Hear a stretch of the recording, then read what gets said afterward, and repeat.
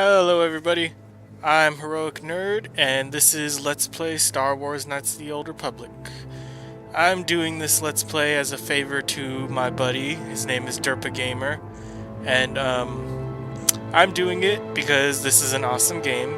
It's a game that mixes science fiction mythology with D20 role-playing games like Dungeons and Dragons and such. And so, I'm a master of D20 role-playing, so I should be doing pretty good. But, let me see. Let me check out my settings. Alright, everything seems to be good. Well, easy mode. Let's try hard mode. Let's try difficult. Just because we're awesome, and I'm a master of this game. So, I'm going to do two drastically different character playthroughs. One's going to be a light side male soldier, and the other one's going to be a dark side female scoundrel. But we're going to start with the light side male soldier. Let's do a custom character. You know what? We're going to be a black guy, because nobody's ever the black guy, and that's just really sad. Alright, so we're a soldier. And that means we're going to have a lot of strength, because we're actually going to be using melee weapons for a specific undisclosed reason that I'm not going to spoil just yet. So we're going to bring it all the way up to 16, because that gives us a +3 modifier, which is going to make us godlike. And then we're going to add 12 dexterity, because that gives us a +1 modifier to our defense, which is going to be very useful. Explain why later. And we are going to, for intelligence and wisdom, just have 10 because we don't want it to be bogging us down, but we don't really care about those stats as a soldier.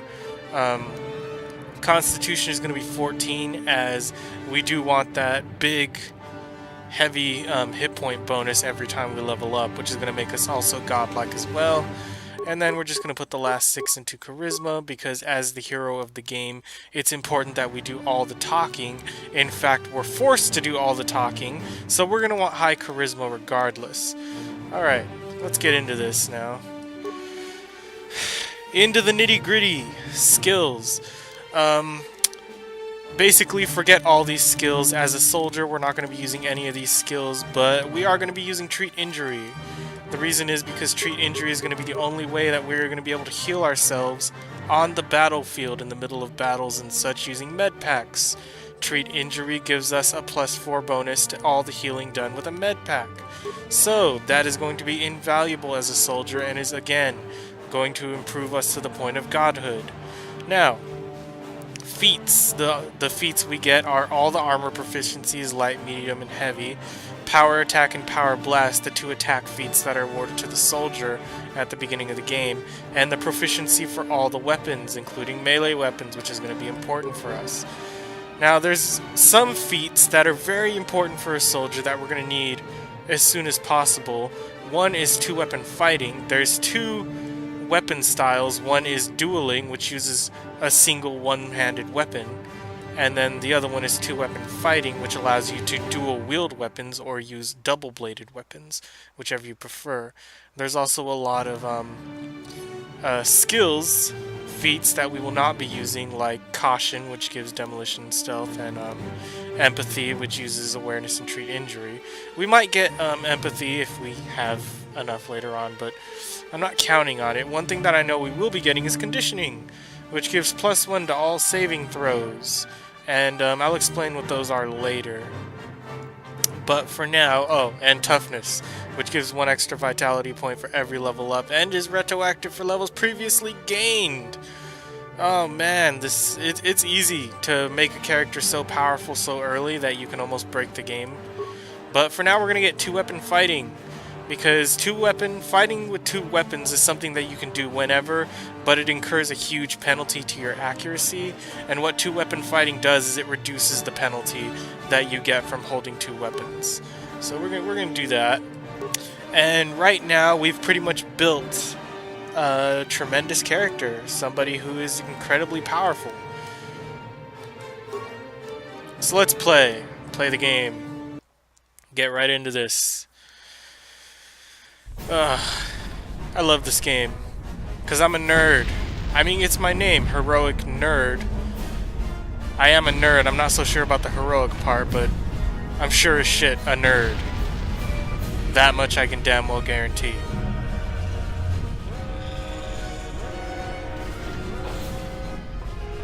We've been ambushed by a Sith battle fleet. The Endar Spire is under attack. Hurry up, we don't have much time. Alright. Now, this is a little misleading. Dialogue options, especially early in the game, and actually throughout most of the game, are completely ambiguous. It doesn't matter what you select, you often get the same responses and end up going on the same missions, getting the same outcomes. I'm Trask Olgo, ensign with the Republic fleet. I'm your bunkmate here on the Endar Spire. We work opposite shifts. I guess that's why you haven't seen me before. Now hurry up! We have to find Bastila. We have to make sure she makes it off the ship alive.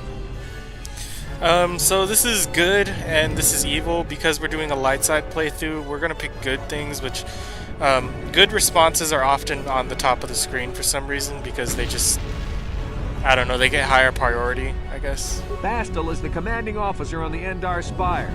Well, not an officer, really. But she's the one in charge of this mission. One of our primary duties is to guarantee her survival in the event of an enemy attack. You swore an oath just like everyone else on this mission. Now it's time to make good on that oath. I've heard all about your reputation. Elite combat training, tops in your class. It's no wonder you were handpicked for this mission. Word is the officers haven't seen a recruit with your kind of potential in 20 years. But all that potential doesn't mean a thing if you can't deliver when it counts. We're soldiers. We're trained for combat. Bastila is going to need men and women like us at her side during this attack. Wow, you know, he talks a lot. Like, that's a lot of exposition and backstory, especially considering we're actually in a life and death situation right now. So hurry up and grab your gear. You need to suit up so we can get out of here. Alright, man, just fucking stop talking. Alright, so let's see what we've got here. Adrenal stamina. I never really use adrenaline, but I probably will since I'm trying to do this in hard mode. Blaster rifle, short sword, clothing, and 2 meta packs. Great! We're growing more powerful by the minute. So first things first is equip. Let's put on some clothes. They just basically reskin your character. They don't actually give any statistical bonuses. And we're going to use a blaster rifle for this first part of the game because, well, I want to show blaster rifles, and we're not actually going to be using them much. Well, actually at all. Especially our main character is going to be pretty much entirely swords. So right off the bat, you can see right here, this is our damage. The amount of damage we do to an enemy is determined randomly between 1 and 8.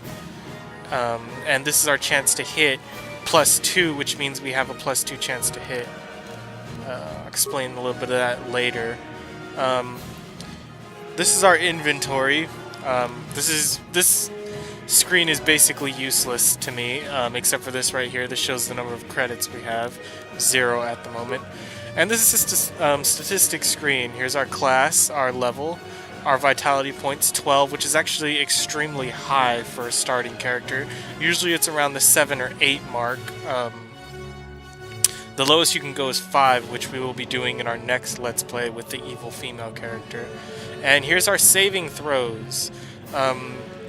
So saving throws are basically fortitude, reflex, and will. What fortitude is resistance against physical attacks, melee attacks like swords and such. Reflex is resistance against ranged attacks, rifles and bolts and things. And will is resistance against force powers like mind control and such. So we're extremely resistant against melee, we have some defense against ranged, and we are neutral against force powers, but a 0 isn't necessarily bad since these numbers could definitely go into the negative values. So that's good. And then we have experience, 50 experience here. We need 1,000 to level up, and we'll be doing that shortly. So here's a list of our skills. Of course, we're not going to be very much... I mean, this is basically pointless. It's a pointless menu. And then a list of feats. Again, kind of pointless. You should know what feats you have if you're playing this game. And this is cool. This is the feedback. And what this thing does is it shows you all feedback. that you've had, including battles, every single attack that you've made, how it ended up, how much damage you did, and basically reading this will teach you how to play the game, how the game actually works. So that's kind of cool. Alright, now this is the journal, the quest log. These little bars right here represent all the quests that you've been given, and this is a little bit about the quest right here. It says the Endar Spire is under attack, Trask woke you up, blah blah blah, you gotta go save Bastila. And I'm gonna try and do every quest that enters into our quest log by the end of the game. I want to be as comprehensive as possible. I might not get to them all, but I'll try. Now this is the map, and this is important. An extremely important part of the game, especially for those who first play. Obviously, you see we haven't had much of it revealed, but as we explore, more of it will be revealed. So, you know what? Let's get into a fight before we end this video. Okay, let's move out. We should stick together. You'll have... Alright, we have to equip Trask. These are the 9 slots from which we will acquire all of our party members. Trask isn't actually one of the slots, he's just there. He's actually in Karth's spot, but we'll talk about that later. Or no, that's not Karth's spot. Who is that? I don't know. Anyway, yeah, we'll be getting all 9. A couple of them are optional, but we'll be getting all 9. Because of the attack, this room is in lockdown. But don't worry, I've got the override codes. You'll have to use me to unlock the door. Yes, we will have to use him because we actually don't have the skill to do it ourselves. Now that the door is open, you better take the lead again.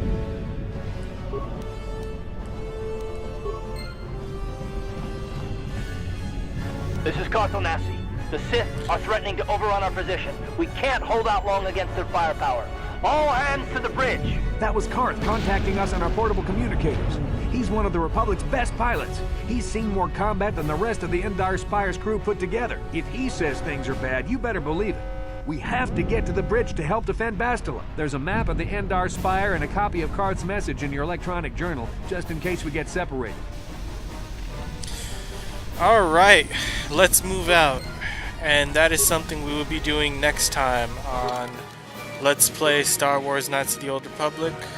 I'm Heroic Nerd, and I will see you then.